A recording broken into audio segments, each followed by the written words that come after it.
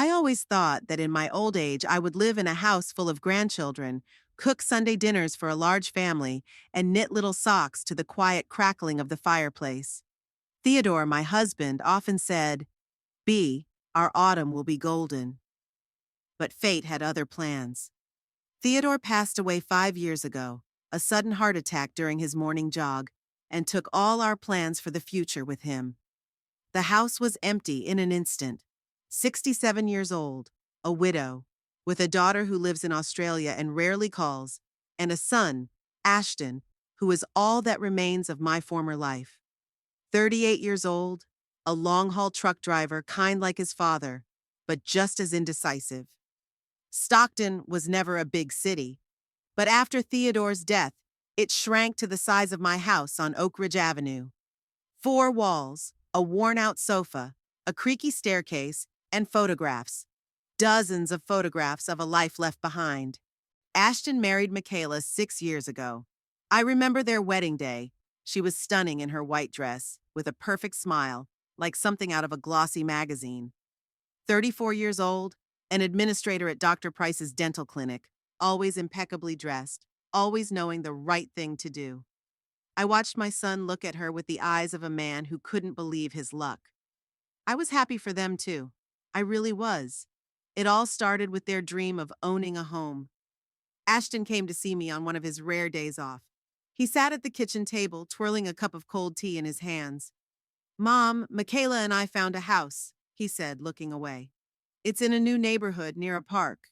2 bedrooms, a backyard, just like you and Dad always wanted." I saw where he was going with this. Theodore had left me his life insurance, not a huge amount, but enough that I didn't have to worry about tomorrow. "It has such a beautiful garden, Mom. Michaela has already planned where she's going to plant roses." He didn't ask directly. My Ashton never knew how to ask. That was just like him, hoping others would figure things out for themselves. "How much do you need for the down payment?" I asked bluntly. He named a figure, almost a third of my savings. I agreed without hesitation. After all, who had I been saving that money for if not my only son? 2 weeks later, we were sitting in the mortgage company's office. Michaela was tense, like a string. She always got nervous when it came to money, or me. "It's a loan," she said on the way there. "We'll pay back every penny, Beatrice. I insist." Ashton was silent, staring at the road. I nodded and smiled. Of course it was a loan. Of course they'd pay it back. The house was just as her son had described, small but cozy, with a covered porch and an apple tree in the yard. It was an ordinary house in an ordinary neighborhood in Stockton, but to them it was a palace. I saw Ashton's eyes light up when the real estate agent handed them the keys. The first few months were filled with the enthusiasm of new homeowners. Michaela would call to show off their new curtains or the kitchen island they had installed. Ashton invited me over for barbecues at their new house. I would bring pies and salads, knickknacks for their shelves, and towels for their bathroom. But something changed by the end of the first year. The calls became less frequent, the invitations more formal. When I visited, Michaela was always busy, with work, errands, or migraines. Ashton would wave his hands apologetically. "You know how tired she is from work. I found out about the mortgage problems by accident. I called the bank to check the details of my retirement account when the operator mentioned that my son's loan payment was overdue." "Overdue?" I asked. "What do you mean, overdue?" "It's been 2 months in a row, Mrs. Winthrop. We've sent you notices." I didn't call Ashton. Instead, I contacted the mortgage company directly and found out the monthly payment amount. Then I set up an automatic transfer from my account. Almost half of my pension was now going toward paying for their home. But how could I let my son lose the roof over his head? I didn't tell anyone about my decision. Not even Loretta, my best friend, who had known all my secrets since we were in high school together in Stockton. Especially not Ashton and Michaela. I could imagine how hurt Michaela would be if she found out that her mother-in-law was paying their mortgage. The woman who had been so eager to prove her independence, who had insisted that it was a loan, not a gift. Months passed. We saw each other at Christmas and Thanksgiving, sometimes on birthdays. Michaela grew colder with each visit. I was invited less and less. "Don't take it to heart. Ashton would say on the phone. She's going through a tough time at work. She wants a promotion. I nodded, even though he couldn't see me through the phone. I always nodded and understood. I'm a math teacher with 40 years of experience. I know what patience is. On my rare visits, I noticed how their house had changed. New furniture, expensive paintings, trendy appliances. Ashton still drove trucks and Michaela still worked at the clinic, but their house was turning into a small palace. How can you afford it? I asked once when my son and I were sitting on the new patio they had added last summer. Michaela's a good saver, he smiled. And I take extra flights. It's fine, Mom. Don't worry. I continued to pay their mortgage and keep quiet about it. Maybe that was my mistake. Maybe I should have told the truth from the beginning. But I was afraid. Afraid of losing my last connection to my son. Afraid that Michaela would make him choose between us. And I knew who he would choose. Years passed. My house on Oak Ridge Avenue grew quieter and quieter. I retired and occasionally worked as a tutor. I spent most of my time in the garden or with a book. I sometimes called my daughter in Australia, but the time difference and distance made our conversations formal and infrequent. Loretta was the only person I was close to. We met twice a week, on Tuesdays at Donna's Cafe and on Saturdays in my backyard, weather permitting. She worked as a cashier at Food Plaza Supermarket and knew all the town news. Your daughter-in-law was at the store yesterday, she said during one of our Saturday afternoon teas. She bought $200 worth of groceries and complained to the cashier about the prices. I shrugged. They can afford it. Ashton works a lot. Loretta gave me her trademark look, narrowed eyes, head tilted slightly. A look that said, "Don't take me for a fool, Beatrice Winthrop. He's a truck driver, not a top executive, and she's a clinic administrator. And they get a new car every 2 years, vacations in the Caribbean, and clothes that cost as much as my monthly salary. Something doesn't add up here, B." I looked away. Loretta knew me too well. You're helping them, aren't you? She asked bluntly. How much? It doesn't matter, I replied. It does if you're barely making ends meet, she said, pointing to my garden, which was starting to look overgrown. You've been saying you want to hire a gardener for 6 months, but you keep putting it off. Your roof has been leaking since last winter, and you continue to sponsor their luxurious lifestyle. I'm not sponsoring them, I protested. I'm just helping with the mortgage, temporarily. How long has it been? 4 years. Loretta slammed her cup down on the table so hard that tea spilled onto the tablecloth. 4 years isn't temporary, B. It's daylight robbery, and they're not even grateful. When was the last time you were at their house? I thought about it. Christmas? No, last year they went to a ski resort. Ashton's birthday? No, they celebrated with friends at a restaurant. I don't remember, I admitted. Exactly, Loretta took my hand. You deserve better, B. You gave those children everything, your time, your love, your money. And what did you get in return? I didn't answer. What could I say? That I had chosen this path myself? That I was afraid of being completely alone? That every month, when I saw the mortgage payment slip, I felt that my son still needed me, even if he didn't know it. Loretta was right, of course. She was always right about these things. But I wasn't ready to admit it. I wasn't ready to change anything. I'm fine, I said. This is my choice, Lori. She shook her head but didn't press the issue. Instead, she changed the subject to the upcoming Strawberry Festival that was held every year in Stockton. But her words stuck with me. That night, I lay awake staring at the ceiling of my bedroom, thinking about how far my relationship with my daughter-in-law and son had come.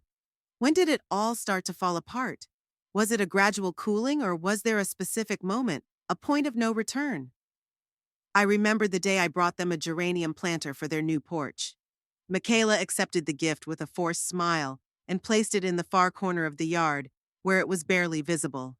The next day, the geranium was gone, and trendy pots with some exotic plants appeared on the porch.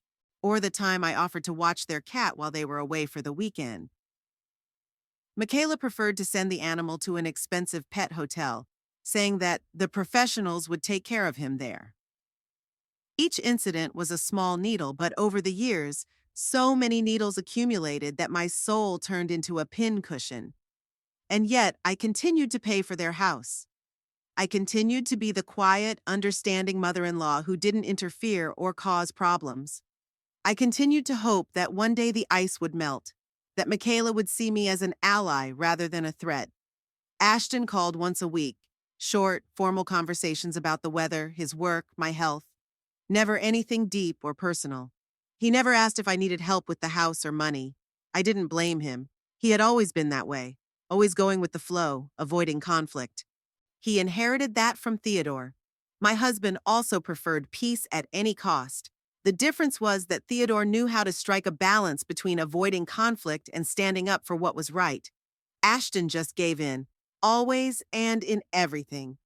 Sometimes, on particularly lonely evenings, I would take out old photo albums and look at pictures of little Ashton sitting on my lap, of Theodore and me holding his hands on the beach, of him blowing out the candles on his 10th birthday cake. I tried to find an answer in those photos. Where did I go wrong? What did I do wrong that my son turned into a man who lets his wife push his mother out of his life? But there was no answer. Only the silence of an empty house and the distant hum of the refrigerator. Towards spring, my washing machine broke down. The basement flooded, and I had to call a plumber. The repair bill was hefty, and for the first time, I considered skipping a mortgage payment. But at the last moment, I couldn't do it. Instead, I postponed the porch repairs I had planned for this summer. Loretta shook her head when I told her about it. That's not normal, B. You're denying yourself necessary repairs so they can live in luxury. It's time to stop this madness. I can't, I said quietly. It's the only thing that connects me to Ashton. If I stop paying, what will I have left? Self-respect, she said, and maybe a chance to build an honest relationship with your son instead of this charade. I didn't say anything.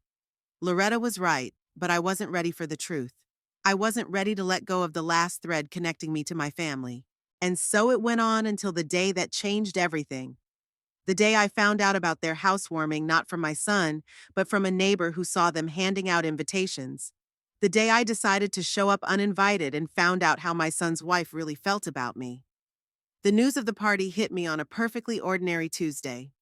I was returning from the grocery store, loaded down with bags of a week's worth of food for a lonely elderly woman. Some vegetables, chicken breasts, yogurt, and a pack of cookies that I allowed myself for my evening tea. On the driveway, I ran into Willow Vance, a neighbor who lived 3 houses down from me. Willow was one of those women who always looked a little disheveled, but was surprisingly charming. 42 years old, a single mother, she worked at the Stockton City Library and knew everything there was to know about children's books. She often stopped by to chat and lend me rare classics that she kept for special readers. Beatrice! She waved at me from afar, quickening her pace. I was just hoping to catch you. I smiled and stopped, adjusting the heavy bags I was carrying. Willow, dear, is something wrong? She came closer, a smile playing on her face that didn't bode well. Are you getting ready for the party? What are you going to wear? I blinked in confusion. What party? Willow's smile faded slightly. Your son and his wife's housewarming party. This Saturday at 7 o'clock, didn't you know? Something tightened inside me. Not invited. Again. Oh, that party, I smiled stiffly. Of course. I've just been busy getting ready. Willow frowned, instantly detecting the falsehood. They didn't invite you? She asked bluntly. I'm sure the invitation got lost somewhere, I lied, feeling my cheeks flush. You know how unreliable our mail is. An awkward pause hung in the air. Beatrice, Willow said softly. They delivered the invitations personally. I got mine last night. Michaela handed it to me personally. I stood there, my fingers numb from the weight of the bags and the humiliation. They had invited a neighbor they barely knew, but not the mother and mother-in-law who gave half their pension every month so they could live in this house. I see, was all I could manage. Willow pursed her lips. You know what? You should go. The invitation says 6 o'clock to 11 p.m. Buffet. They bought new furniture for the living room and want to show it off. She paused. I can come get you if you want. I shook my head. No, thank you, Willow. I have other plans for Saturday. She looked at me with sympathy that was almost unbearable. As you wish. But if you change your mind, I'm leaving the house at 6:30. With that, she continued down the street, and I hurried to my door before uninvited tears betrayed my true state. All evening, I couldn't settle down. Call Ashton and ask about the invitation? Humiliating. Pretend I didn't know anything? Even worse. The next day, I called Loretta. They're having a party and didn't invite me, I said without preamble as soon as she picked up the phone. Who? Loretta didn't understand. Ashton and Michaela, housewarming, this Saturday. There was a pause. What the hell housewarming? Loretta finally replied. They've lived in that house for 5 years. Apparently they bought new furniture, I said, feeling my voice tremble. And they decided to throw a party. They invited the whole street except me. You little... Loretta didn't finish her sentence. What are you going to do? I took a deep breath. I'm going. What? She exclaimed. Why subject yourself to that humiliation? Because I want to see what my money is going to, I replied, surprised at the firmness of my voice. And because I'm tired of hiding. I'm their mother and mother-in-law. If they want to pretend I don't exist, let them tell me to my face. Loretta was silent for a moment. Do you want me to go with you? No, I shook my head even though she couldn't see me. This is something I have to do myself. The 3 days before Saturday dragged on endlessly. I rummaged through my wardrobe looking for something suitable, settling on a dark blue dress that Theodore had always loved. It hung a little loosely on me. I had lost weight after his death and never gained it back, but it was elegant and formal enough for a party. Choosing a gift was more difficult. What do you give for a housewarming that isn't a housewarming? In the end, I settled on a set of silverware, expensive, from a store downtown where Michaela loved to shop. It ate up almost all the money I had saved for the porch repairs, but I wanted the gift to be perfect. Something that couldn't be criticized or immediately sent to the closet. On Saturday, I woke up with a heavy heart. All day long, I was on edge, checking the time, smoothing out non-existent wrinkles in my dress, and tying the ribbon on the gift box over and over again. By 6 o'clock in the evening, I was completely ready. Made up, combed, dressed. I looked at myself in the mirror and saw an elderly woman with carefully styled gray hair, wearing an elegant dress, pearl earrings, and desperate hope in her eyes. It was a pitiful sight. Pull yourself together, Beatrice, I said to my reflection. You've been a math teacher for 40 years. You've survived the death of your husband and the departure of your daughter. You're stronger than they think. At 6:30, I heard a knock at the door. Willow stood on the threshold in a bright yellow dress, a bottle of wine in her hands. I thought I'd check to see if you'd changed your mind, she said with a smile that turned to surprise when she saw me all dressed up. Oh, you're going. Yes, I nodded, feeling a sudden gratitude toward this woman who barely knew me but had shown more concern than my own relatives. If you're still offering a ride. Of course, she beamed. I'm so glad. It'll be much more fun together. The drive to Ashton and Michaela's house took only 15 minutes. Stockton wasn't that big of a town, but in those 15 minutes, I almost changed my mind 10 times. Willow seemed to sense my mood and talked the whole way about books, the library, the weather, anything but the upcoming party. When we pulled up, the street in front of their house was lined with cars. Light poured from every window of the 2-story house with a white fence and a manicured lawn. Music and laughter could be heard even through the closed car windows. Ready? Willow asked, turning off the engine. I clutched my purse and the gift box tighter. Ready. We walked down the tiled path to the front door. Each step was difficult, as if I were walking to the guillotine instead of a party. Willow rang the doorbell, even though it was slightly ajar, and music was pouring out onto the porch. A few seconds later, the door swung open and a young man with a glass of wine appeared on the threshold. It wasn't Ashton. Hi. He looked us over. You must be the neighbors. Come on in. We entered a spacious hall that I didn't recognize. The walls, once painted a soft beige, were now a deep blue. Abstract paintings in thin metal frames hung everywhere. The floor, which I remembered as wood, was now covered with shiny tiles. The house I had helped them buy had been completely transformed. It was stylish, modern, and completely unfamiliar. The living room was full of people, mostly young people in their 30s, elegantly dressed with glasses in their hands. They stood in small groups, talking loudly and laughing. In the center of the room was a new sofa, huge corner, upholstered in gray fabric. Around it were designer armchairs and a glass coffee table. I looked around, trying to find my son in the crowd, when Willow tapped me on the elbow.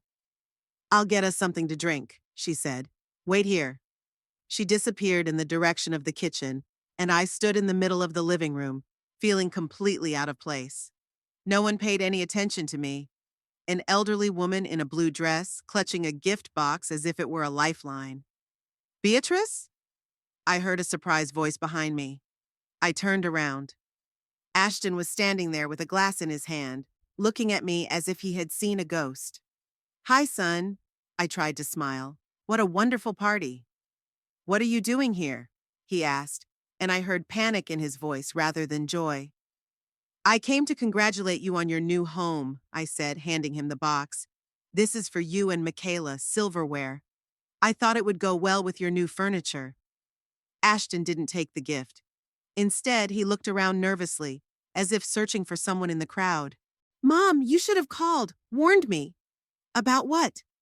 I felt my face tense as I tried to keep smiling. "About wanting to visit my own son?" "Not here."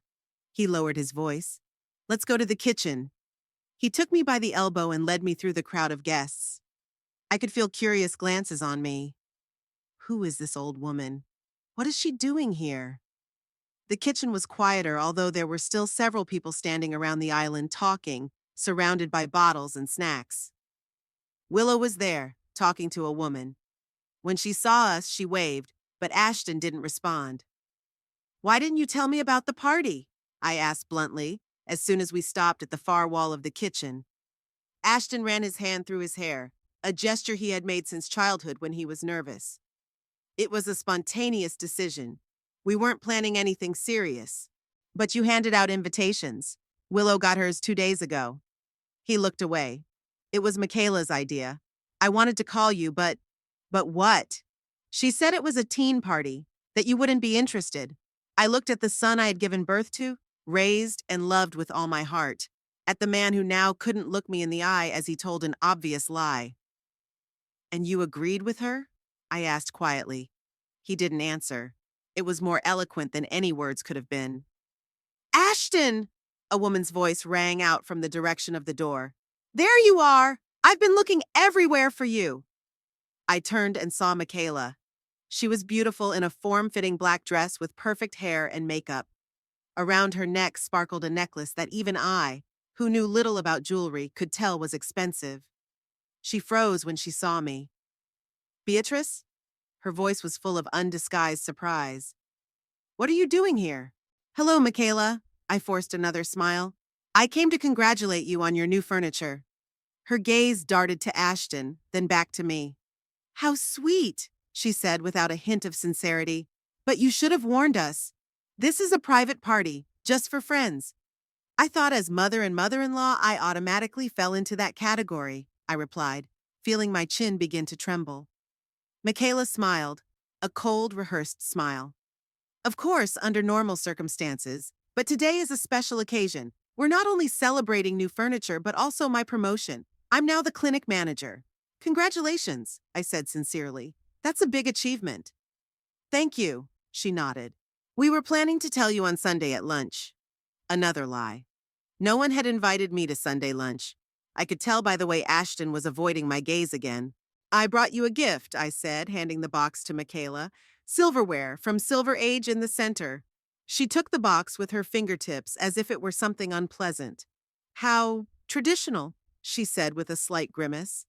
"Thank you, Beatrice. I'll put it with the other gifts." She turned to leave, but I stopped her. "Michaela, can I see the new furniture? That's why I came." She turned around, and for a moment I saw something like panic in her eyes. "Of course," she said finally.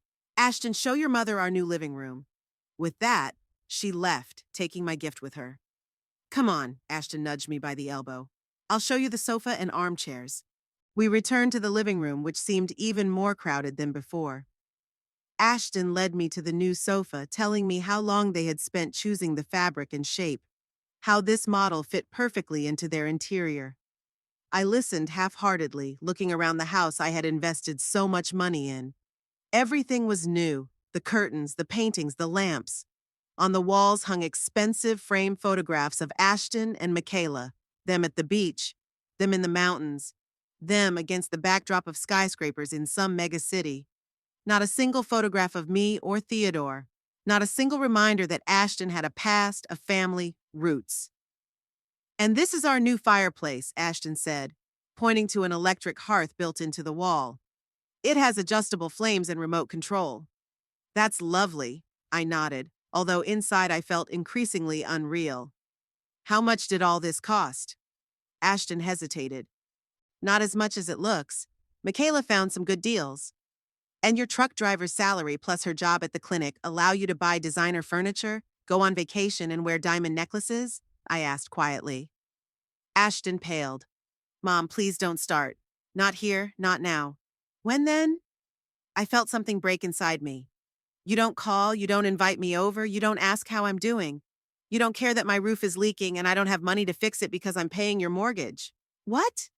Ashton stared at me. "What are you talking about? What mortgage?" I didn't have time to answer. Michaela appeared beside us, beaming with a smile that didn't reach her eyes. "Ashton, honey, Brad is looking for you. Something about that job at his company." Ashton nodded with visible relief. "Sure. Mom, sorry, I have to go." I waved him away. "Don't worry about me." He quickly disappeared into the crowd, leaving me alone with Michaela. Her smile vanished instantly. "You shouldn't have come," she said quietly but firmly. "This is our evening. My evening." "I'm Ashton's mother," I replied. "I have a right to be part of his life." Michaela leaned closer. "Part of his life doesn't mean part of every event. Some things are just for us and our friends. Is that so hard to understand?" "It's hard for me to understand why my daughter-in-law doesn't think I'm good enough for her guests," I said, feeling my voice tremble. "Why my son is ashamed of me." "No one is ashamed of you, Beatrice." Michaela rolled her eyes. "You just don't fit in. Look around you. These are young, successful people. What are you going to talk to them about? Your cats and your arthritis?" Her words hit me harder than a slap. I took a step back involuntarily. "I don't have cats or arthritis." "It doesn't matter," she dismissed me. "The point is, this evening isn't for you, and your showing up here uninvited is inappropriate." I straightened my back, trying to maintain what dignity I had left. "I came to congratulate my son on his new home and you on your promotion. I brought a gift. What's inappropriate about that?" Michaela looked around. Some of the guests had already begun to glance in our direction, sensing the tension. "Fine," she said with a forced smile. "You came, you congratulated us, you brought a gift. Mission accomplished. Now you can go." I felt the color drain from my face. "Are you kicking me out?" "I suggest you leave before the situation gets even more awkward." She lowered her voice. "Ashton is too kind to tell you the truth, but I will. You don't fit into our lives, Beatrice. Your old-fashioned views, your clothes, your lifestyle. None of it matches who we are now." I looked at this beautiful young woman with her perfect makeup and cold eyes and didn't recognize the girl my son had brought home 6 years ago. The one who seemed a little nervous but sincere. The one who hugged me after the wedding ceremony and called me Mom. "I'm paying for your house," I said quietly. "What?" She frowned. "I'm paying for your house," I repeated louder. "Every month I transfer money to the mortgage company, money that allows you to live here and buy designer furniture." Michaela laughed, short and unpleasant. "What nonsense. Ashton and I pay the mortgage ourselves. Yes, you helped with the down payment and we're grateful, but the rest is our doing." "Check your bank statements," I shrugged. "For the last 4 years, I've been paying most of your monthly payment. You think you could afford all this on a driver's and an administrator's salary?" I gestured around the luxurious living room. Michaela paled, but quickly regained her composure. "Even if that's true, it doesn't give you the right to barge into our lives uninvited." "I'm not intruding. I came to a housewarming party for the house I'm paying for." By this point, our conversation had attracted the attention of those around us. People stopped talking and stared at us. Out of the corner of my eye, I saw Ashton pushing his way through the crowd with a panicked look on his face. Michaela noticed him too, and she seemed to have made up her mind. "You know what, Beatrice?" she said loudly enough for everyone around us to hear. "You weren't invited to this party. You don't belong here, and I'm asking you to leave immediately." There was a deafening silence. I stood there, paralyzed with humiliation, feeling the eyes of dozens of strangers on me. Ashton froze halfway between us, unable to move. "Michaela," he finally said in a trembling voice. "Don't do this." "Don't what?" She turned to him. "Tell the truth? Your mother showed up uninvited and ruined our evening. I'm supposed to be polite?" I looked at my son, at his pale face, the beads of sweat on his forehead, his eyes darting between me and his wife, unable to settle on either of us. "Ashton," I called softly. "Say something." He opened his mouth, closed it, opened it again, and then he said the words that broke my heart completely. "Mom, maybe you really should leave. We'll talk tomorrow." At that moment, I knew I had lost my son. Not today, long before. Maybe it was the day I transferred the money for their mortgage without saying a word. Maybe it was even earlier when I let Michaela dictate the terms of our relationship. Or maybe it was when I raised a son who couldn't stand up for himself or his mother. I straightened up, squared my shoulders, and nodded. "Fine," I said, looking straight at Michaela. "I'll leave, but remember this moment." With that, I turned and walked toward the exit, my head held high even though inside I was crumbling with pain and humiliation. No one followed me, not even Ashton. The drive home seemed endless. Willow insisted on driving me home, even though I resisted. I wanted to walk, to feel the cold evening air on my skin, to let the tears flow freely without witnesses. But Willow was adamant. "I'm not leaving you alone in this state," she said firmly, opening the door of her car. "Get in, Beatrice." I obeyed, not having the strength to argue. We were silent the whole way home. Willow glanced at me with concern, but didn't ask any questions, for which I was grateful. Inside, I was a hurricane of emotions: humiliation, pain, anger, disappointment. But I held it together. My back was straight, my hands folded in my lap, my face a mask. 40 years of teaching had taught me to maintain my dignity in any situation. When we pulled up to my house, Willow offered to help again. "I can come in with you, make some tea, just sit with you." I shook my head. "Thank you, dear, but I need to be alone." She hesitated, clearly not wanting to leave me in such a state. "Are you sure? After such a shock?" "I've been through worse." I tried to smile, but my lips wouldn't obey me. "Thank you for the ride, and I'm sorry for ruining your evening." "You didn't ruin it," Willow said, her voice uncharacteristically harsh. "Believe me, many of the guests were shocked by your daughter-in-law's behavior." I nodded, not trusting my voice, and got out of the car. Willow waited for me to open the door and waved to her from the porch before driving away. As soon as the door closed behind me, my facade of composure collapsed. I leaned against the wall of the hallway and let the tears flow freely. Sobs shook my body, my knees buckled, and I slowly slid to the floor, unable to stand any longer. "You weren't invited to this party!" Michaela's voice rang in my ears. Her angry, beautiful face was before my eyes, and Ashton, my boy, my only son, hadn't protected me. "Mom, maybe you really should leave." I don't know how long I sat there on the floor in the hallway, in the dark, sobbing like a child. At some point, I felt myself getting cold.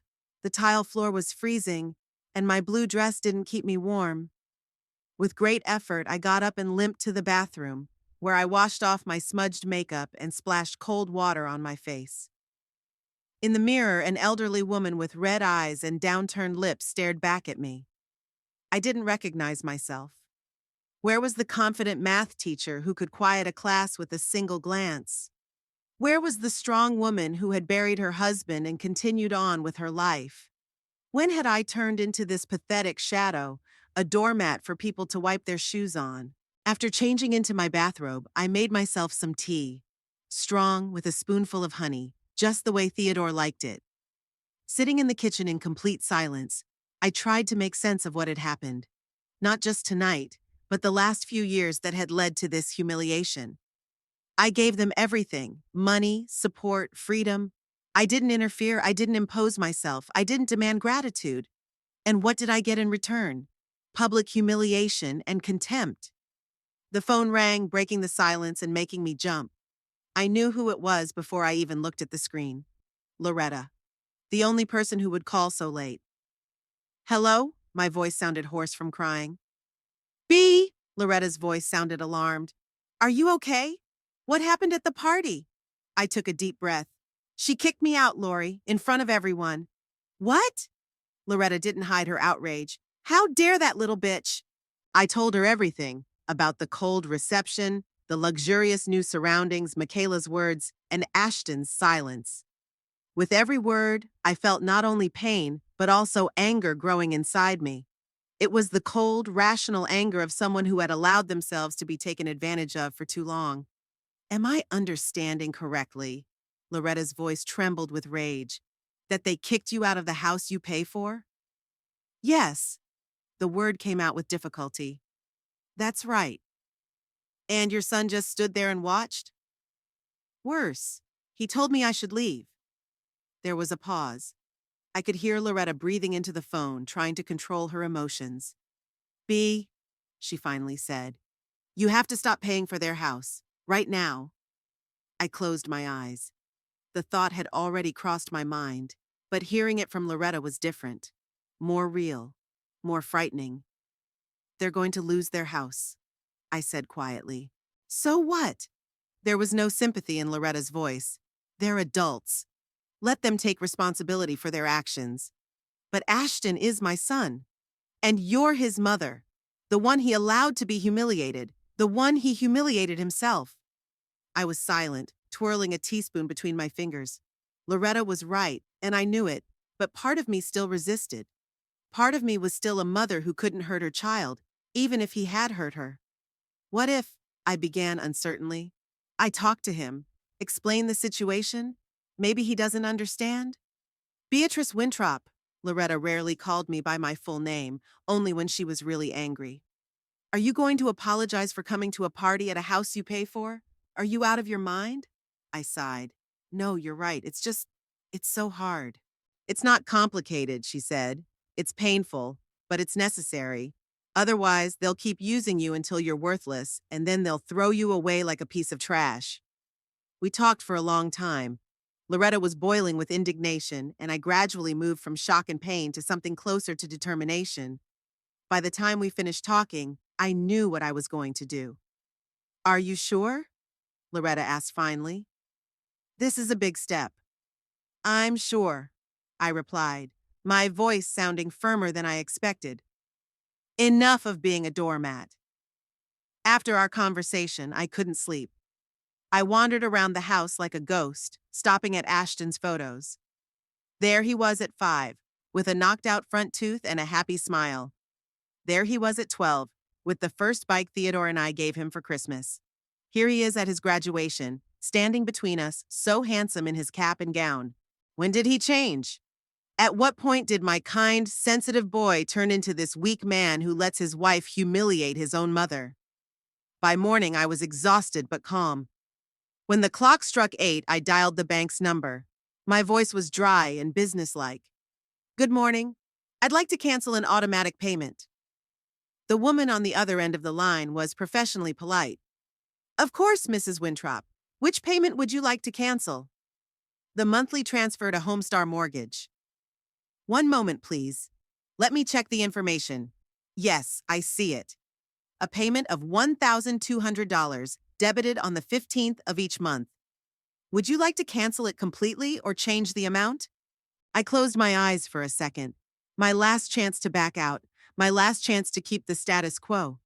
But Michaela's face popped back into my mind. Her cold eyes, her angry voice.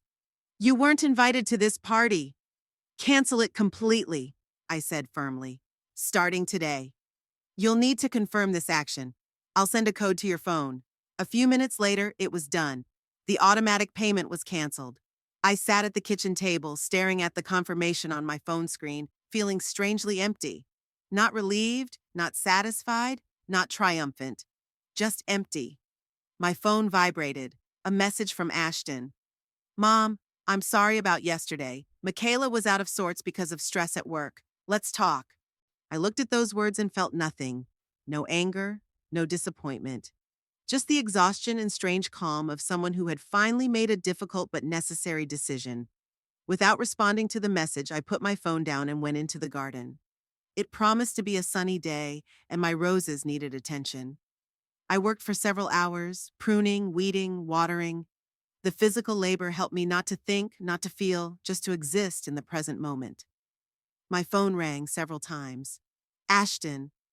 I didn't answer. What could I say to him now? That I forgave him? That wasn't true. That I understood? No, that wasn't true either. That I had canceled the payments for his house and now he would have to fend for himself? That was too cruel, even if it was true. By evening, I felt physically exhausted, but mentally clearer than I had in years. I took a shower, washed off the garden dirt and sweat, put on clean clothes, and made myself a simple dinner of tomato omelet and toast. Sitting at the table, I thought for the first time about the practical consequences of my decision. Without my payments, Ashton and Michaela wouldn't be able to pay their mortgage. They would fall behind on their payments. The bank would start calling and sending notices. Eventually, if they couldn't find a way to pay off the debt, they could lose their house. The thought made me feel guilty, but I pushed it away. They're adults. They knew what they were getting into when they took out the loan. It was my choice to help them secretly all these years. It's also my choice to stop helping them. Loretta called that evening. Well? She asked without preamble. Did you do it? I did, I replied. I canceled the automatic payment this morning. How do you feel? I paused. Strange, empty, but right. Did Ashton call? Yes, and he texted. I didn't respond. Loretta hummed. Good. Let him suffer. What are you going to say to him when you do respond? I don't know, I admitted. I'm not ready to talk to him yet. What about this? Michaela? I shook my head even though Loretta couldn't see me. Definitely not. Good, she approved. Take a break. Think about it. They're not going anywhere. After talking to Loretta, I felt more confident. I had made the right choice. It was difficult and painful, but it was the right thing to do. Ashton and Michaela needed to understand that actions have consequences, that you can't take someone's help for granted and then kick them out like an unwanted guest. Before going to bed, I stood at the window for a long time looking at the starry sky. Theodore loved the stars. He often went out into the backyard with his binoculars and showed me the constellations. See, Bee, he would say, that's the Big Dipper, and that's the North Star. If you ever get lost, look for it. It will always show you the way north. I never thought that at 67 I would feel lost, that I would be looking for my North Star after so many years of marriage, raising children, and working at school. Shouldn't I know exactly who I am and where I'm going at this age? But maybe now I'm finally starting to find my way. Maybe by canceling that payment, I took the first step toward regaining my self-respect, my free will, my life. The next morning, I woke up with a clear head and a firm resolution. No more compromising my dignity. No more giving in to people who don't appreciate me. No more silence when I need to speak the truth. I called Loretta and suggested we go to the mall. I needed new shoes, and for the first time in a long time, I could afford to spend money on myself instead of my son's mortgage.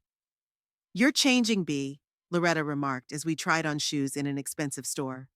I haven't seen you like this, so determined since Theodore died.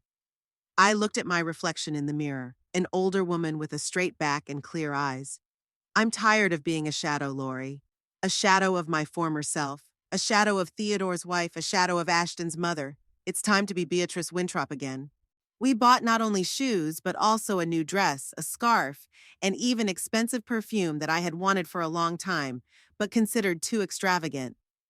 We spent the whole day shopping, had lunch at a nice restaurant, and laughed like girls. I hadn't felt so good in years. In the evening, when I got home with my purchases, I saw 5 missed calls from Ashton on my answering machine. He left a message. Mom, please call me back. I need to talk to you. I didn't call him back.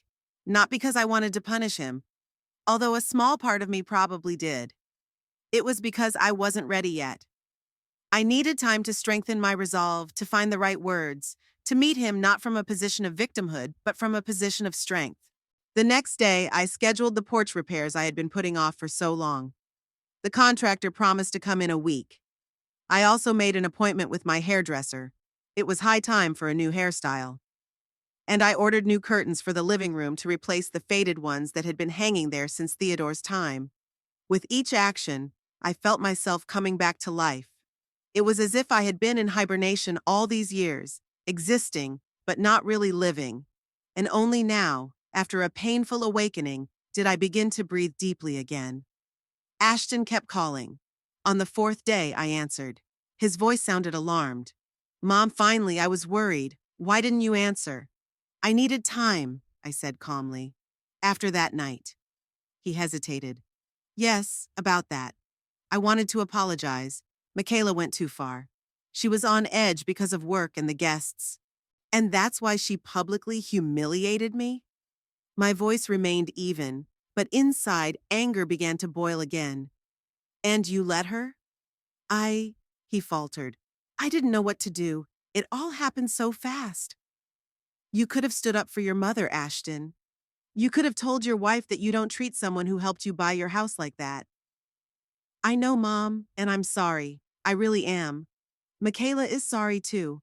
She just didn't think. No, Ashton, I interrupted him. She did think. She knew exactly what she was doing, and you knew too when you told me to leave. He was silent. I could hear him breathing heavily on the other end of the line. I canceled your mortgage payment, I finally said.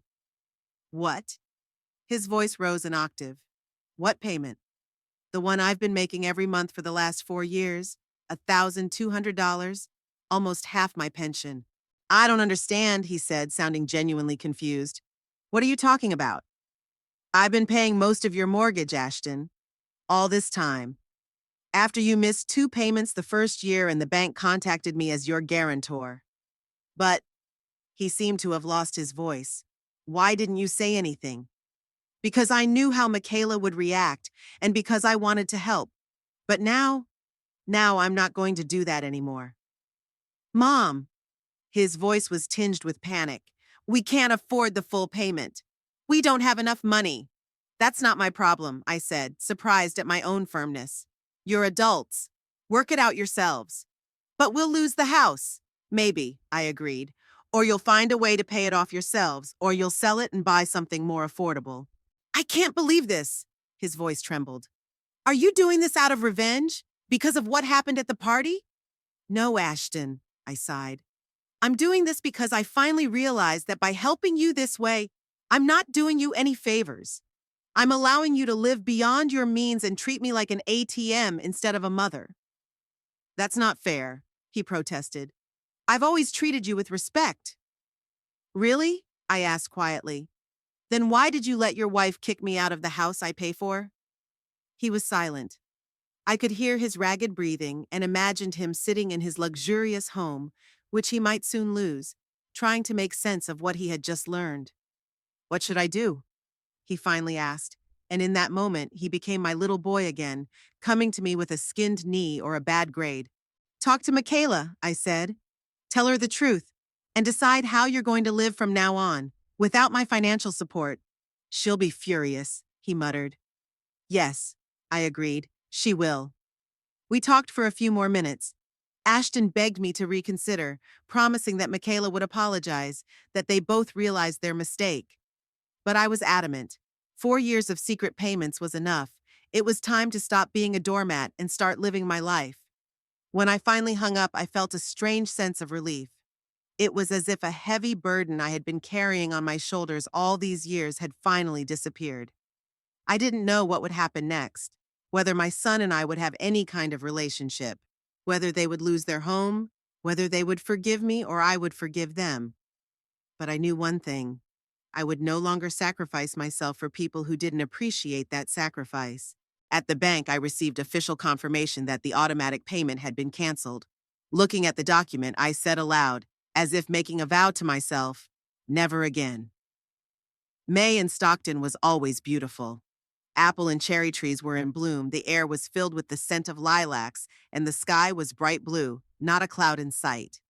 The tulips and daffodils that Theodore and I had planted many years ago were blooming in my garden.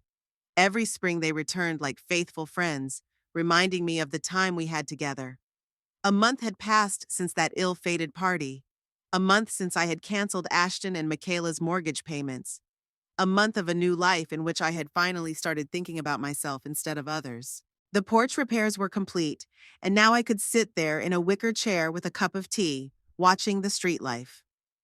A new haircut and color made me look 10 years younger. At least, that's what Loretta assured me. I bought several new dresses and blouses, throwing away the old stretched-out clothes I had worn for years. "You're glowing," said Willow, who came in one sunny morning with a book she wanted to borrow. "I've never seen you so radiant." I smiled. Maybe she was right. Something had changed in me since the day I decided to stop being a donor, emotional or financial, to people who didn't appreciate my sacrifices. Ashton called almost every day for the first 2 weeks. I answered politely but briefly. No, I hadn't changed my mind about the payments. No, I wasn't coming to dinner. No, I didn't want to talk to Michaela. Gradually, the calls became less frequent. For the last 10 days, the phone has been silent.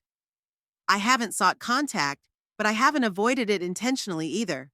I've just been living my life, resuming math tutoring for neighborhood kids, signing up for a gardening class at the community college, taking Loretta to the pool twice a week.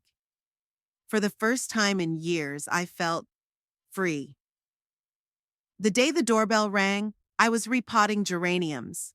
Ashton was standing on the porch, pale with dark circles under his eyes, wearing a wrinkled shirt. "Mom," he said without preamble, "we need to talk." I stepped aside silently, letting him in.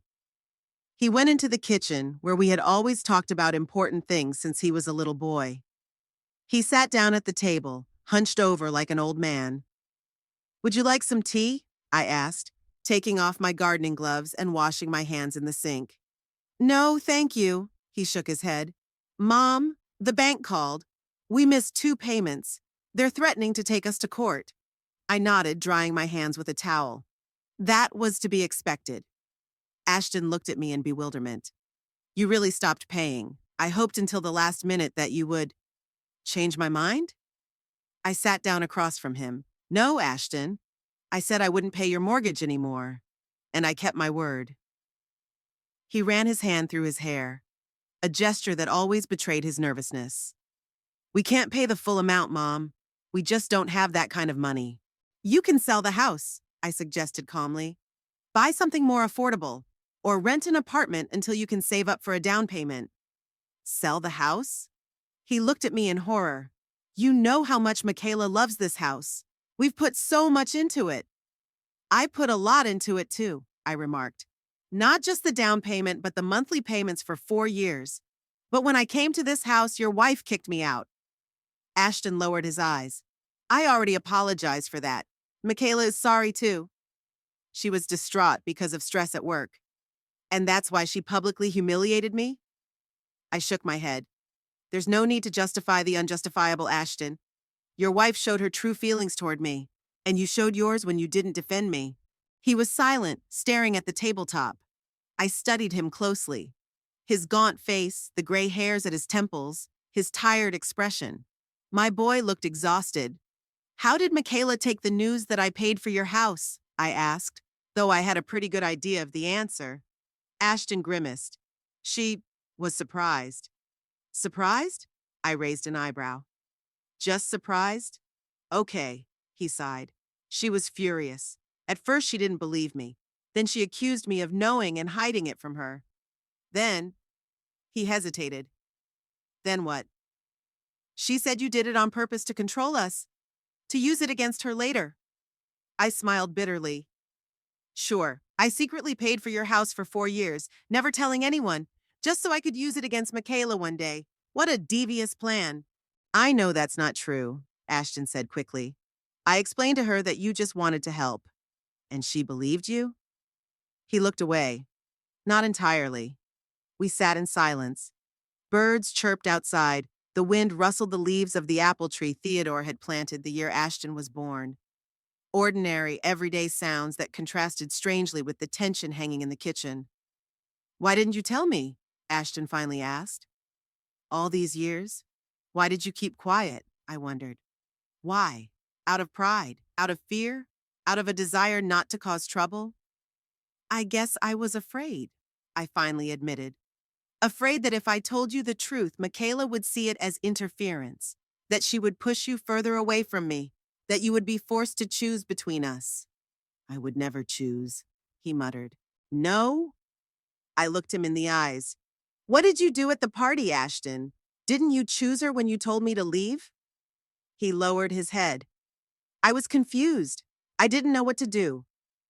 "You could have stood up for me. You could have told your wife that she had no right to treat your mother that way.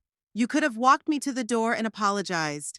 There were many options, Ashton. You chose the cowardly one."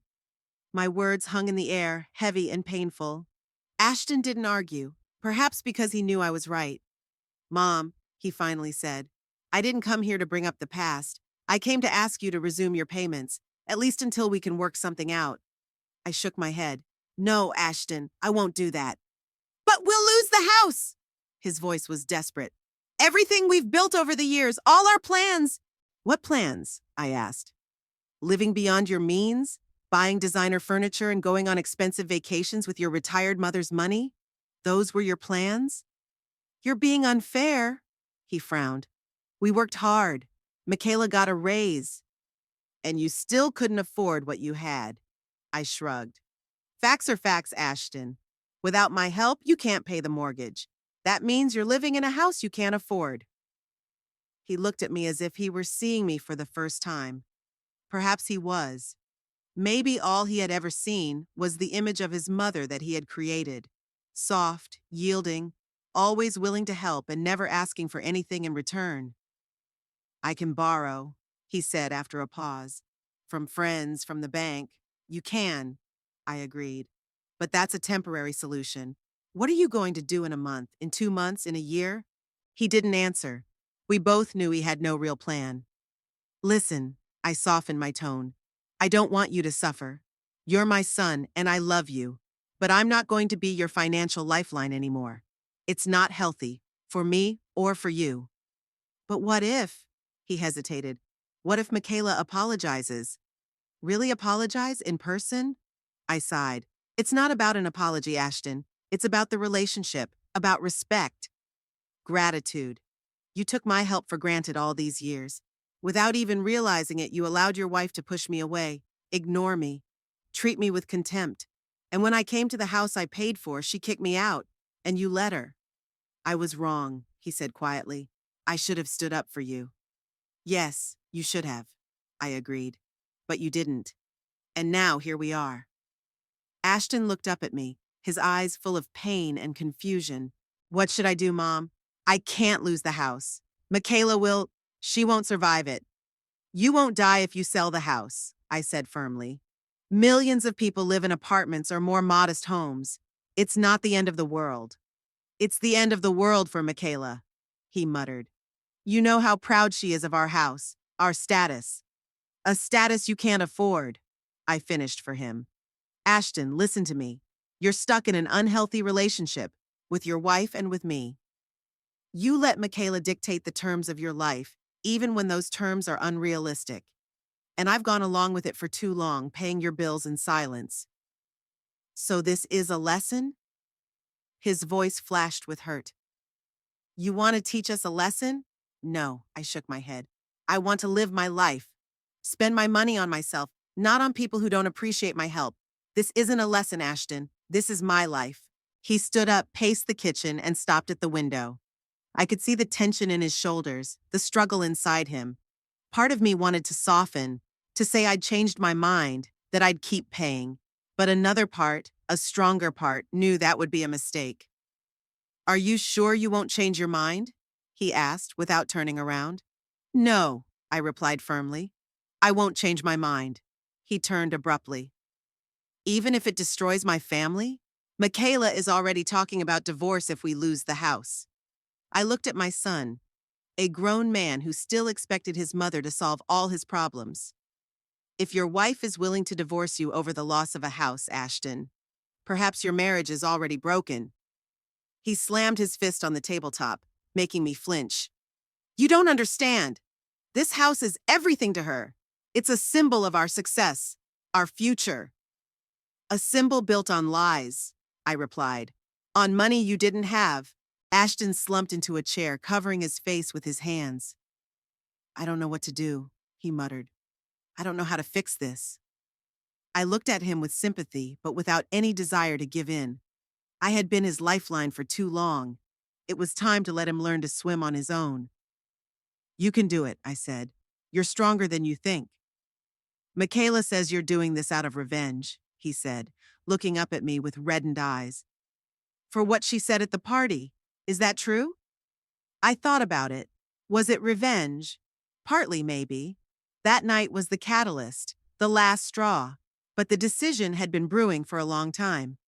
No, I finally replied. It's not revenge. It's self-respect. Ashton stood up, paced around the kitchen, nervously rubbing his neck, another gesture he had inherited from Theodore. You know what the worst part is? He said suddenly. That you were right about Michaela. You were right from the start. She used me. She used us. I didn't say anything, even though something tightened inside me. Ashton had never said anything like that about his wife before. When I told her you were paying the mortgage, you know what she said? He continued. Great, then she can keep paying. She's got nothing else to spend her money on. As if it was expected. As if you were obligated to support us. I sighed. I'm not surprised, Ashton. Michaela always treated me like I was in her way, or like an ATM when she needed money. I didn't see that. He shook his head. Or I didn't want to see it. She seemed so perfect, beautiful, confident, knowing what she wanted. She knows what she wants, I agreed. The question is whether she's willing to work for it, or if she'd rather have others provide her with the lifestyle she desires. Ashton paused, staring at a photograph on the wall. Himself at age 10, fishing with his father. Both were smiling, holding fishing rods and showing a small fish to the camera. Dad wouldn't recognize me, he said quietly. He'd be ashamed of me. No, I shook my head.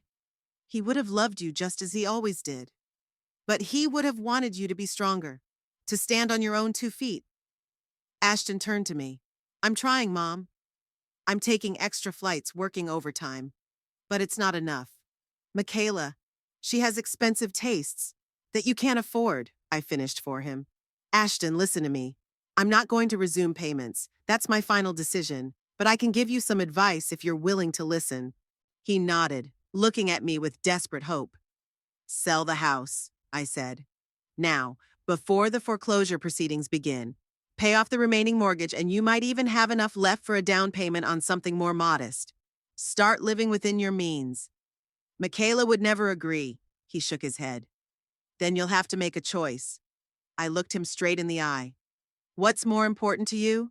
Staying married to a woman who loves your status more than she loves you, or starting an honest life, free of debt and constant stress? Ashton looked at me as if I had hit him. Perhaps it was, with words, not hands. You don't know her, he said quietly. You don't know what she can be. When we first met, people change, I interrupted, or they show their true colors. But this isn't about Michaela, Ashton. It's about you. It's about the life you want for yourself. He was silent, digesting my words. Outside, rain began to fall. Light spring rain, bringing with it the smell of freshness and renewal. I have to go, he finally said. I need to think. I nodded. Of course. Think as long as you need to. But remember, sometimes decisions are made for us if we hesitate too long. He walked to the door, stopped as if he wanted to say something else, but changed his mind. Then he quickly hugged me, the first time in many months, and left. I watched his car drive away down the street. The rain intensified, drumming on the roof and leaving trails on the glass. I felt a strange mixture of emotions, sadness for my son, who was in such a difficult situation, relief that I had finally told the truth, and something like pride that I had been able to remain firm in my decision. A few minutes later, the phone rang. It was Loretta. Well? she asked without preamble. How did it go? It was difficult, I replied honestly. He's desperate, Lori. They could lose their house. And you feel guilty, she said, not as a question but as a statement. A little, I admitted. He's my son. I don't want him to suffer. And you haven't suffered all these years? Loretta's voice was indignant. Giving away the last of what you have to people who didn't even say thank you? Living in a house with a leaky roof while they bought designer furniture? I know, I sighed. You're right. It's just, maternal instincts aren't so easy to silence. You made the right choice, Bea. Her voice softened. Sometimes the best thing we can do for our children is to let them face the consequences of their decisions. We talked for a while longer. Loretta was straightforward and blunt, as always, but behind her harshness was genuine concern. She was worried about me, afraid I would break down and start paying my son's mortgage again. Don't worry, I assured her. I won't change my mind. That chapter of my life is closed. After our conversation, I sat in the living room listening to the sound of the rain and thinking about what had happened. The decision not to pay for my son and daughter-in-law's house had not been an easy one. But I knew it was the right thing to do, not only for me, but ultimately for Ashton as well. He had lived too long in a fantasy, allowing his wife to dictate terms that were beyond their means. In the evening, when the rain stopped, I went out into the garden. The air was fresh and clean after the rain, and the earth smelled of moisture and greenery. I walked between the beds, checking to see if the downpour had damaged the young shoots. Then I sat down on a bench under the apple tree and looked at my house, modest but cozy, with a new porch and freshly painted shutters. See, Theodore, I thought, looking up at the sky, where the first stars were beginning to appear. I finally learned to say no. Better late than never, right? I thought the breeze rustling through the apple tree leaves was his answer, his approval. That night, I slept peacefully, without dreams. In the morning, over a cup of coffee, I thought about the future, mine and Ashton's. I didn't know what he would decide to do. Would he sell the house, find a way to pay the mortgage on his own, or just ignore the problem until it came crashing down on him with all its consequences? But I knew one thing. Whatever happened, I would no longer be his financial lifeline. Not out of cruelty or revenge, but out of love. Because sometimes loving someone means letting them solve their own problems, even if it hurts both of you. The phone was silent all day, and the next day too. On the third day, I received a short message from Ashton. We've decided to sell the house. Let's talk later. I read those words several times, trying to understand how I felt. Relief? Yes, definitely. Sadness? A little. But mostly hope. Hope that my son was finally starting to make adult decisions, even if they weren't easy for him. I didn't reply to the message. I gave him space and time. He would contact me when he was ready. In the meantime, I had my own life. Math tutoring for the neighborhood kids, gardening classes, meetings with Loretta, the book club I had recently started with Willow's help. For the first time in a long time, I felt not just alive, but truly free. Free from the burden of secret payments, from the constant fear of losing my last connection to my son, from always having to give in, always agreeing, always being the one who sacrifices herself. I knew there would be many more conversations with Ashton, maybe even with Michaela. That the relationship would be difficult, maybe even tense. But I was ready for that. Ready to stand up for my boundaries, my decisions, my right to live the way I wanted to, not the way others expected me to. When I received official notification from the bank that my mortgage payment had not been received for the second month in a row, I put the letter in my desk drawer without a shred of regret. Ashton knew about the situation. Ashton had made the decision to sell the house. The rest was no longer my problem. That evening, I sat on the new porch with a cup of tea, watching the sun set over the horizon, painting the Stockton sky shades of pink and gold. I thought about how strange life is. Sometimes you have to lose something important to find yourself. Sometimes you have to give up the role of savior to truly help those you love. At that moment, I knew one thing. No matter what happened next, I would not go back to my old life. I would not go back to being an invisible martyr, silently paying other people's bills. I would remain myself, Beatrice Winthrop, 67 years old, with my own decisions, my own boundaries, and my own pride. The decision did not come instantly, but gradually, like water seeping through stone, slowly but surely. 2 months after our conversation with Ashton, I knew I couldn't stay in Stockton. Too many memories, too many forced smiles from neighbors who surely knew about my son's house. In a small town, news spreads faster than wildfire. Ashton and Michaela did put the house up for sale, but the real estate market in Stockton wasn't exactly booming. In 3 weeks, they had only 2 viewings, and neither resulted in an offer. The bank had already sent a warning about the foreclosure process. I didn't hear about it from my son. He hardly ever called anymore. But from Willow, who lived nearby and was aware of what was going on. "Michaela is a mess," she said, sitting on my porch with a cup of herbal tea. "Ashton comes home late and they argue so loudly you can hear them across the street. She blames him for everything, for not making enough money, for hiding the truth about the payments from her, for not being able to convince you to resume your assistance." I sighed. Typical of Michaela, shifting the blame onto others. "What about Ashton?" I asked, trying to keep my voice neutral. "He looks exhausted." Willow shook her head. "I saw him at the supermarket yesterday. Gaunt, unshaven. He's really let himself go in the last few weeks." Part of me wanted to rush to my son's aid, a maternal instinct that was impossible to completely suppress. But I knew that would be a mistake. Ashton had to go through this ordeal on his own, find his own way out. That evening, I called my sister Margaret in Maryland. We weren't particularly close. The 7-year age difference and half a country between us had done their work. But after Theodore's death, she had invited me to move in with her several times. "It's a quiet town, but not sleepy," she said. "There's a lake nearby, lots of retirees, a community center, and a library. You'd love it, Bee."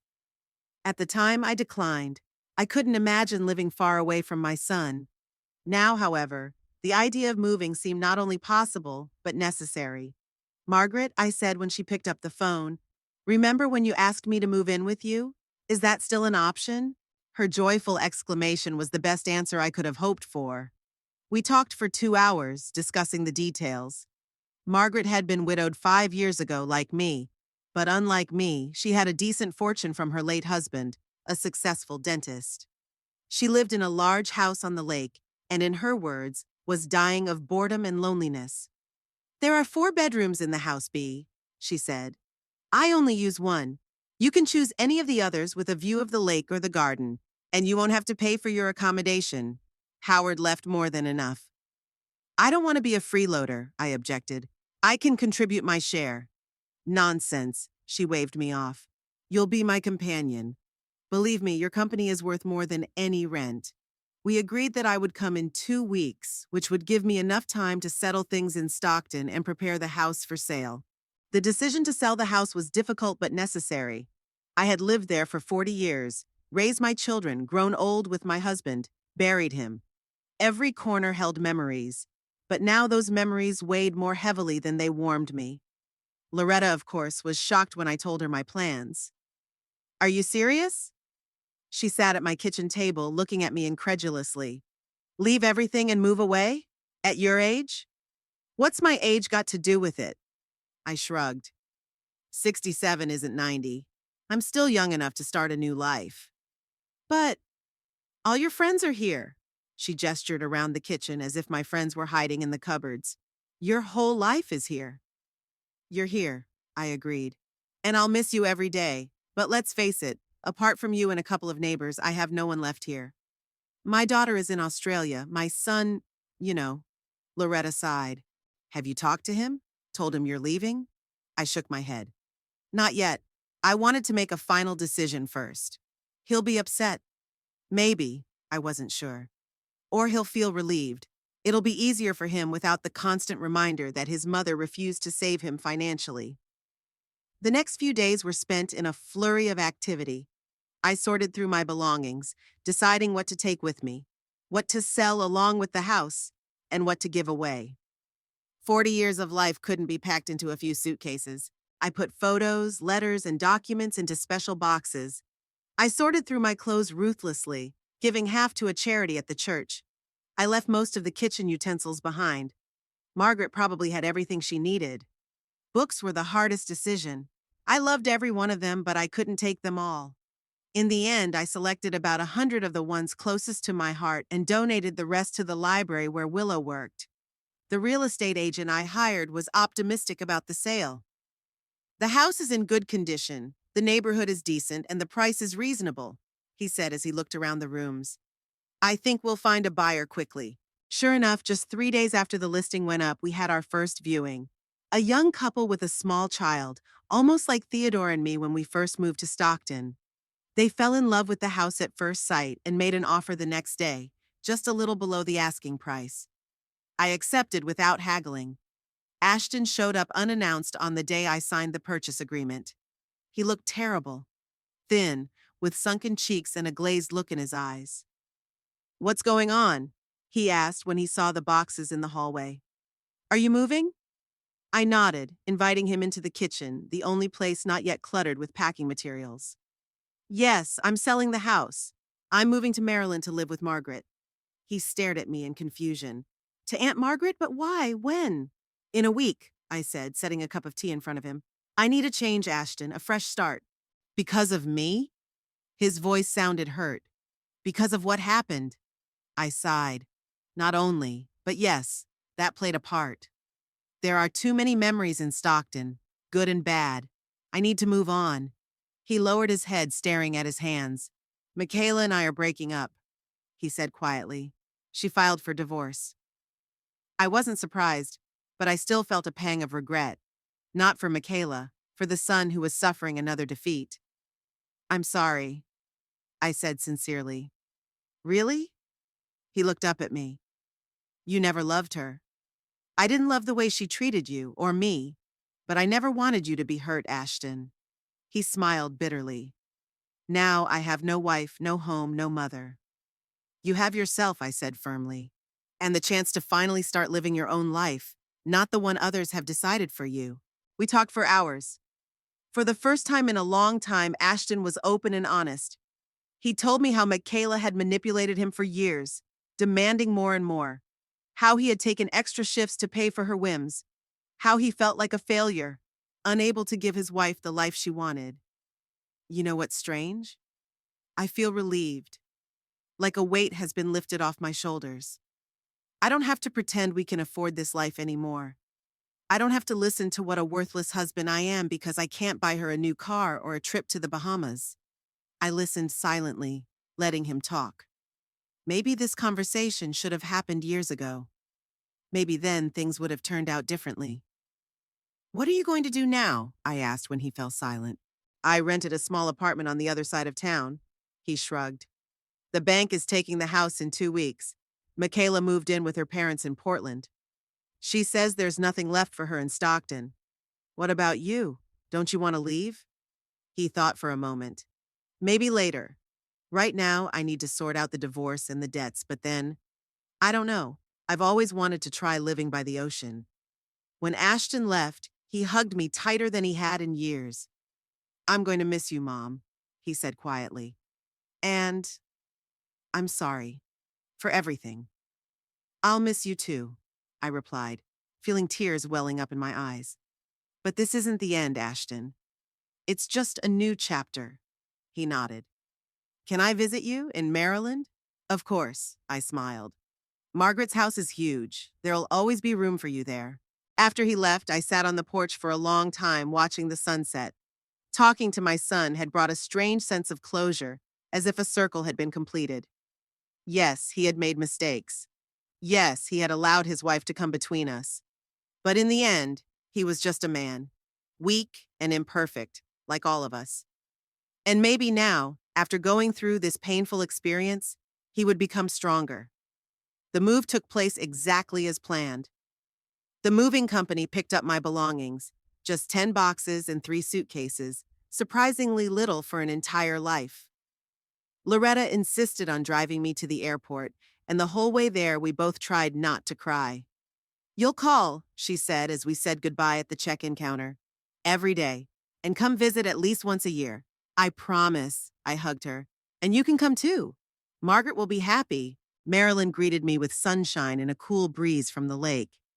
Margaret was waiting at the airport, as energetic as ever despite her 74 years, with a new haircut and a fashionable raincoat. "Beatrice!" She rushed to hug me. "Finally! I thought you'd change your mind at the last minute." "No," I shook my head. "I've made up my mind." Margaret's house was even bigger than I had imagined. A real Victorian mansion with a veranda overlooking the lake. My room was on the second floor, with a panoramic window and my own bathroom. "Well?" Margaret asked when she had shown me everything. "Can you live here?" I walked over to the window and looked out at the blue expanse of the lake, the boats gliding across the water, the trees painted in autumn colors. "Yes," I replied, "I definitely can." The first few weeks were spent settling in and getting to know my new surroundings. Margaret introduced me to her friends, mostly widows and widowers my age, and showed me around town, the library, and the community center, where various activities for seniors were held. "You should join a club," she insisted. "It's the best way to make friends." I chose a book club and a gardening club, two passions that had been with me all my life. The book club had 10 women who read and discussed one book a month.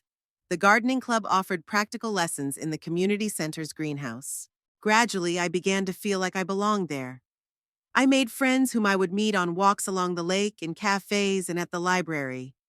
Life with Margaret turned out to be easier than I had expected. We had similar habits and daily routines. We both loved peace and quiet, but we also appreciated good conversation over dinner. Ashton called once a week. His voice gradually became more confident, with new notes of calmness and even some joy. The divorce went quickly and relatively painlessly.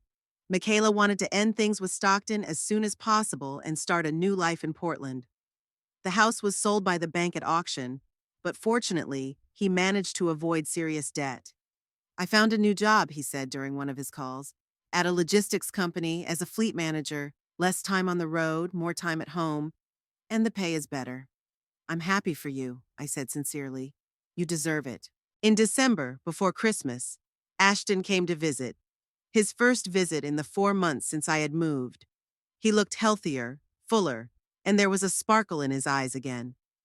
We spent a week together, walking along the lake, going to a Christmas market in a neighboring town, playing board games with Margaret in the evenings.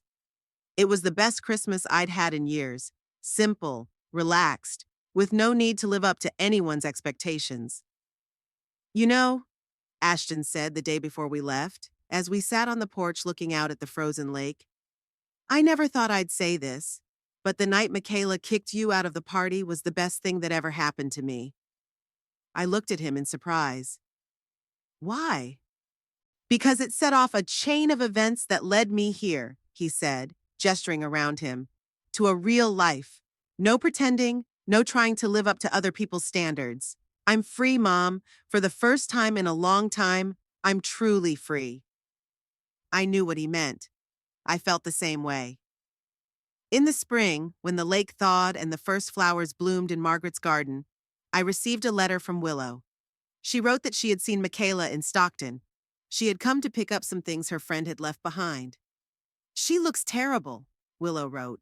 "Aged, embittered. She tells anyone who will listen that you and Ashton ruined her life. No one believes her, of course.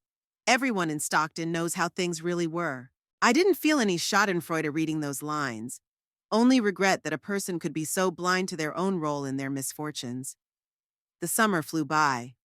Margaret and I went to the ocean for a week, a little vacation she took every year. I started a math club for children at the community center. It turned out that my passion for teaching hadn't gone away during my years of retirement. Ashton came to visit again, tanned, rested, with news that he had been promoted and was thinking about buying a small house in the suburbs of Stockton. "Nothing fancy," he assured me. "Something I can really afford." In September, exactly 1 year after I moved, I sat on Margaret's porch watching the sun set over the horizon, painting the lake in shades of gold and purple. Margaret joined me with 2 glasses of wine. "To the anniversary," she said, handing me a glass. "It's been a year since you made the best decision of your life." I smiled as I took the glass.